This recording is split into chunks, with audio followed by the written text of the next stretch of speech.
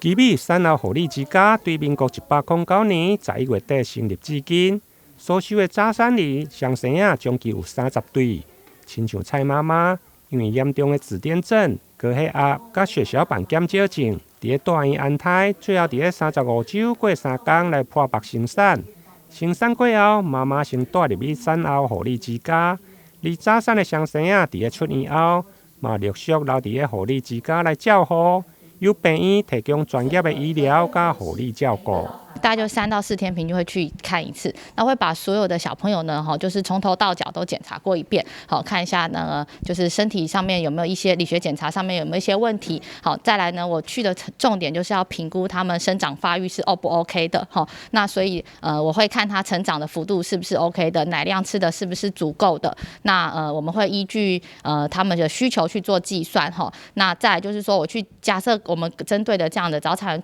出院以后的这个族群的话。那我们会去看，因为我会特别的精准去计算他们的需求量是不是 OK， 热量是不是 OK， 还有奶量是不是 OK。那根据不同的状况，每个早产的情况不同，出生体重不同，出生之后遇到的临床状况不同，好，那我会去帮他们去做调整，好，看有没有需要搭配早产的配方奶粉，好，或是说有一些比较特殊的配方奶的帮忙，哈，那目的的话就是希望他们可以就是稳定的成长，好，那这样子对后面的生长发育以及脑部的整体的发展都是会比较好的。我们的小孩本来就比别人小，光是一个正常出生的新生儿，你就会害怕了，何况是他比一般的体重还在小的情况之下，这个家长随之而来的担心，所以来到产后护理之家，其实除了这个小之外，妈妈会担心，我要怎么抱？从基本的照护开始，我要怎么喂食？我们都知道，早产儿他从吃这件事情开始就要训练，他的肌肉比较少，所以他可以想见他脸颊的肌肉的力气也会比较小，所以在这件事情上面是需要练习的。所以我们也听到一些妈妈会觉得说，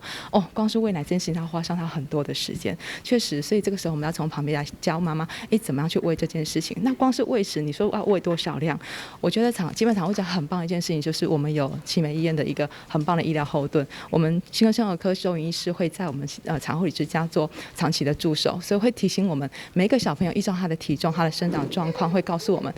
他应该吃多少量，吃哪一种配方奶，或是他应该怎么去调剂他的量，而让小朋友的体重可以逐渐增长，让妈妈可以放心说，他在这里其实是可以得到很安心的照顾的。基美产后护理之家的主任张凯芳表示，每一位早产儿拢是独立的个体，而且早产儿比足月成长会发育会更加紧。2位菜小弟弟经过护理之家甲厝内面的人的照顾，目前哥哥的体重对出世的2470公克，到出院时已经3150公克，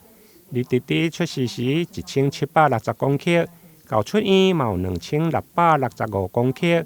目前仍然持续维持稳定的力量，提供早产儿的配方奶搭配母乳来使用。台南新闻林根采访报道。